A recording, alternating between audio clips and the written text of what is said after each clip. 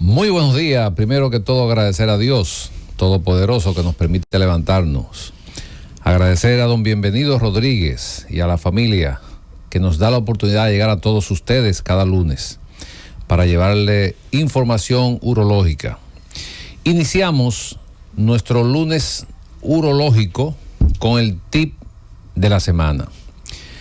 ¿Cómo se define una disfunción eréctil o impotencia?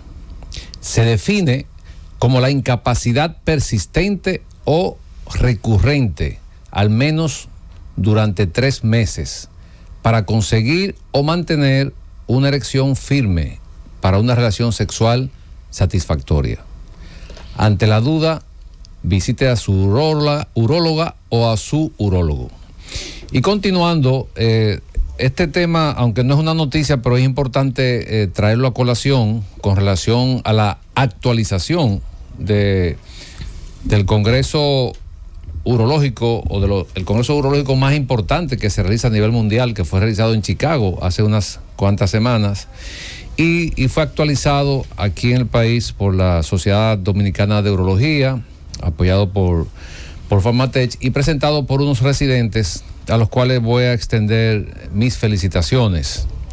A la doctora Maciel Suero, quien es residente de 4º año del Hospital Moscoso Puello, al doctor Nelson Rosario y doctor Christopher Hernández, ambos del Hospital José María Cabral Ibáez de Santiago de los Caballeros, y al doctor Jonathan Gómez del Hospital Central de las Fuerzas Armadas. ¿Por qué traigo esto a colación? Porque nosotros nos guiamos por las guías internacionales, valga la redundancia, tanto norteamericana como europea. Y en este Congreso, pues, quedó establecido que el tacto rectal es imprescindible en una evaluación urológica.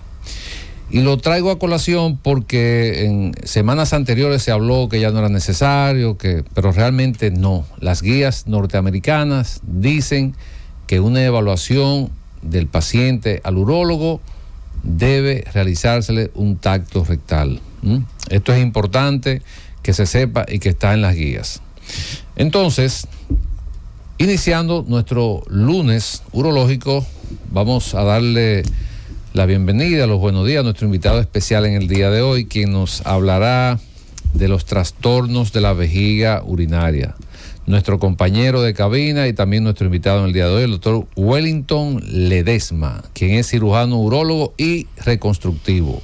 Muy buenos días, doctor Wellington Ledesma. Buenos días, maestro. Gracias por invitarme.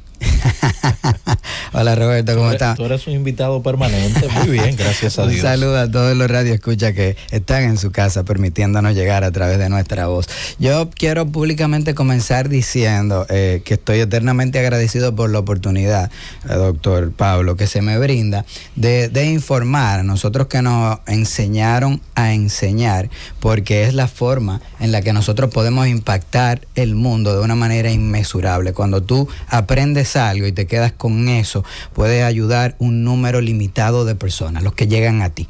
Pero cuando tú lo enseñas, no hay forma de tú calcular cuántas personas se pueden beneficiarse de ese conocimiento que tú compartes, incluso tú mismo. Así es. Incluso tú mismo. No, Ledesma, y es importante hacerle un llamado a todas las urólogas del país, a todos los urólogos del país, que esta es su casa y que las puertas están abiertas. O sea, yo espero, con Dios delante y con la anuencia de don Bienvenido Rodríguez, que nosotros tengamos tiempo, pues, de invitar a todos los urólogos que tengan la oportunidad de venir a tratar un tema para orientar a esa población que tanto lo necesita y, bueno, traer nuevas informaciones para ellos, que esa es nuestra meta. Excelente. Claro que sí. En el día de hoy entonces vamos a hablar de los trastornos vesicales, porque muchas veces cuando se habla de urología, nosotros comenzamos a asociar, y la gente en su casa sabe, a el doctor de la próstata, el doctor de los riñones. Muchas veces como tema no abordamos la vejiga, pero todos estos órganos están entrelazados y el urólogo fundamentalmente tiene que ver con los riñones que filtran la sangre constantemente. Nosotros estábamos hablando antes de iniciar con Roberto, que nos preguntaba, ¿y cuál es la función de la vejiga? ¿Y por qué no comenzar? ¿Qué es la vejiga? Sí. Entonces, los riñones que filtran la sangre constantemente, aparte de múltiples otras funciones que tienen, una de ellas es filtrar, producir la orina para eliminar tóxicos. Esta orina se produce, cada riñón, de 1 a 2 cc cada minuto, constantemente, porque el corazón siempre está bombeando la sangre. ¿Y por qué no está uno orinando todo el tiempo? Gracias al reservorio que forma parte de la vía urinaria inferior, porque así como se almacena la orina o se transporta desde la pelvis en el riñón y los uréteres, vías urinarias superiores, a la vejiga y a través de la uretra al exterior, que son las vías urinarias inferiores. Es decir, y hoy vamos a hablar de ese reservorio que forma parte de la vía urinaria inferior, la vejiga. Tanto en la mujer como en el hombre, que es bueno también. Claro. Los hombres y las mujeres tienen vejiga. Y nosotros muchas veces hemos utilizado aquí el término de órgano social, porque desde que hay un trastorno vesical, que muchas veces viene secundario a infecciones múltiples o a trastornos prostáticos en el hombre, este órgano, cuando pierde su capacidad de almacenamiento, es un dolor de cabeza y disminuye drásticamente la calidad de vida de la persona que tiene esta afección. Fíjate, la vejiga tiene una capacidad anatómica que tiene el doble de la capacidad fisiológica. Te voy a explicar esto, Roberto. Lo que pasa es que cuando tú sientes que ya no aguantas más orina, ella va por la mitad. Ok, la señal llega antes. La señal, para no estresar mucho la vejiga, te llega cuando ella está más o menos por la mitad. Es decir, 350, 500 cc de orina es el deseo imperioso que te lleva a no retrasar más la orina, pero todavía tú pudieras soportar un poco, durar unas horas más. Uno de los problemas y trastornos que tenemos fundamentalmente, doctor Pablo, con las mujeres es que abusan de esta capacidad vesical, duran muchísimo distraídas con su capacidad multitasking y estresan la vejiga de manera crónica por mucho tiempo, y esto a la larga disminuye la capacidad. Sí, pero déjame ayudarte, Ledesma, para que no te tire la mujer en contra.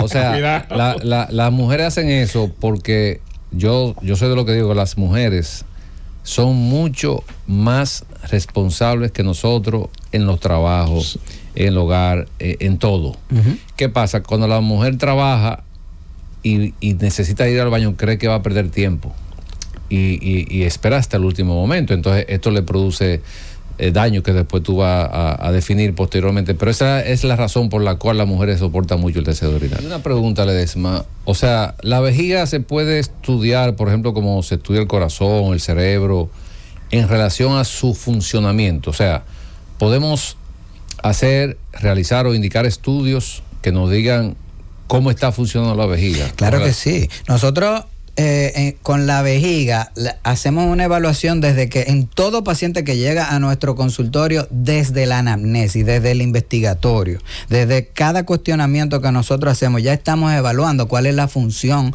de la vejiga. Por ejemplo, cuando uno le dice a un paciente que es cuántas veces se levanta a orinar en las noches, estamos evaluando la próstata indirectamente, porque ella puede crecer y entorpecer el vaciado, pero es la evaluación de la funcionabilidad de la vejiga, porque si la vejiga no almacena la misma cantidad que está acostumbrada y ocurre un cambio por un estrés que uno tiene, entonces ya uno no va a orinar cada 3 o 4 horas como orina casi siempre. Si se disminuye la capacidad, va a ir más frecuente, y este es uno de los problemas que tienen los pacientes y que en el consultorio nosotros investigamos. Pero si la pregunta tiene que ver si hay tecnología que nos permite evaluar anatómica y fisiológicamente la vejiga, pues por supuesto que sí. También. ¿Y qué estudio podemos hacer? Por ejemplo, tú mencionaste que la vejiga, la función de la vejiga es almacenar orina y vaciar. Y descargar orina. Quiere decir que hay problemas de almacenamiento, puede haber problemas de vaciamiento y puede haber problemas de almacenamiento o una condición mixta, claro, de almacenamiento y vaciamiento. Entonces, la pregunta es, ¿qué estudios nosotros podríamos hacer para entonces tener un diagnóstico definitivo de qué condición está presentando este paciente o esta paciente que nos visita con un problema de micción, que orina demasiado, que orina cada 15 minutos, ¿qué estudio nosotros le podemos hacer a este paciente o a esta paciente? Lo primero que nosotros hacemos es que, como nos gusta, es agotar el protocolo y ir de menos a más. Y el estudio más simple para nosotros comenzar a ver si hay un trastorno en la vejiga es un examen de orina, donde podemos ver si hay glóbulos rojos, células inflamatorias, y esto lo acompañamos después de esa primera consulta con una sonografía pélvica transabdominal, no es transvaginal, que muchas veces se confunden y nos llegan los pacientes, me hicieron una sonografía a través de la vagina. No, es por debajo del ombligo, en la región suprapúbica, y este estudio se llama sonografía pélvica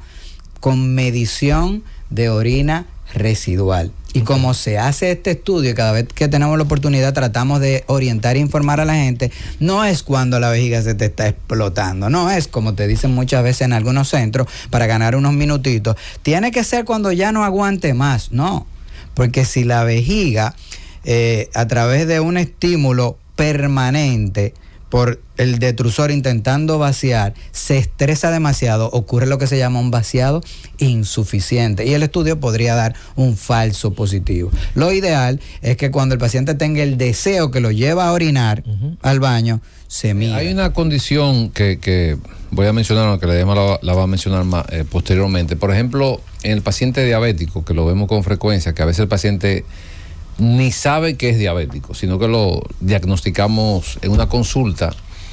La vejiga se va trastornando en su almacenamiento y en su vaciamiento. Muchos pacientes llegan a la consulta pensando que tienen un problema prostático, más sin embargo es un problema sistémico. Cuando hablamos de sistémico nos referimos al organismo, o sea, cuando tiene esos niveles de azúcar muy elevados, esto daña la conducción nerviosa, esto daña la circulación, y por ende vamos a tener una vejiga que probablemente, si no diagnosticamos a tiempo a este paciente, podemos tener un paciente que nos llega con pamper a la consulta, con incontinencia de orina. ¿Por qué? Porque se pierde la conexión entre la vejiga y el cerebro.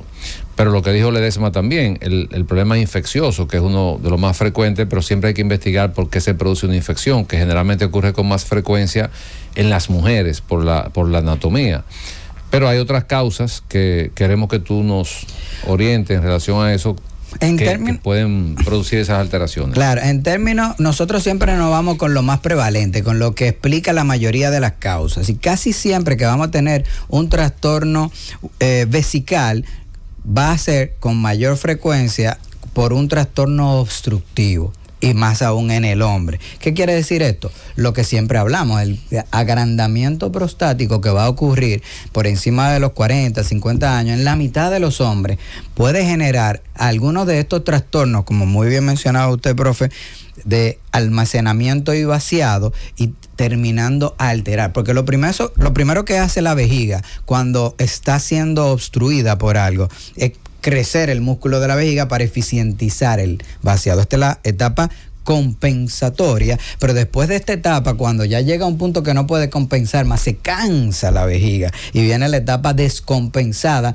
donde hay incluso algún reflujo y una orina almacenada por mayor tiempo que se puede infectar. Este reflujo podrá llegar hasta los riñones e infectarlos. Entonces, casi siempre va a ser por un trastorno, en la mayoría de las veces va a ser por un trastorno obstructivo que hay que descartar. Y si uno no encuentra un agrandamiento prostático, una estrechez uretral, entonces nos vamos a un trastorno fisiológico que pudiera ser por una etiología neurológica o neurogénica secundaria a la isquemia pélvica que mencionaba en los trastornos metabólicos del doctor. La sangre es un signo de alarma, porque podría ser cualquiera de esas condiciones, pero podría ser la presencia de un tumor, como dice el doctor, de vejiga, un tumor de riñón, un tumor de uretra, un tumor del uréter, que no son tan frecuentes, pero podría ser. Entonces siempre hay que investigar profundamente la presencia de sangre en la orina, desde análisis y estudio de imágenes, incluso endoscopía. Si es persistente y nosotros, por ejemplo, realizamos una tomografía y resulta que está normal, pero persiste el sangrado, ya tenemos que hacer una cistoscopía. Si hacemos una cistoscopía y está normal y el sangrado persiste, tenemos que hacer una ureteronefroscopía. ¿Qué significa eso? Que tenemos que llevar al paciente a sala de cirugía y de manera endoscópica, o sea, bajo una sedación, se vislumbra o se ve los uréteres, ambos uréteres y el interior de los riñones para ver si hay una tumoración que está produciendo ese sangrado. Bueno, llegamos al final del espacio por el día de hoy, doctor. Momento de despedirnos de nuestros oyentes. Pues gracias a Dios de nuevo por permitirnos concluir el programa. Nos vemos el próximo lunes en un lunes urológico de la receta médica Z101. Cundo, llévatelo. La receta médica de la Z.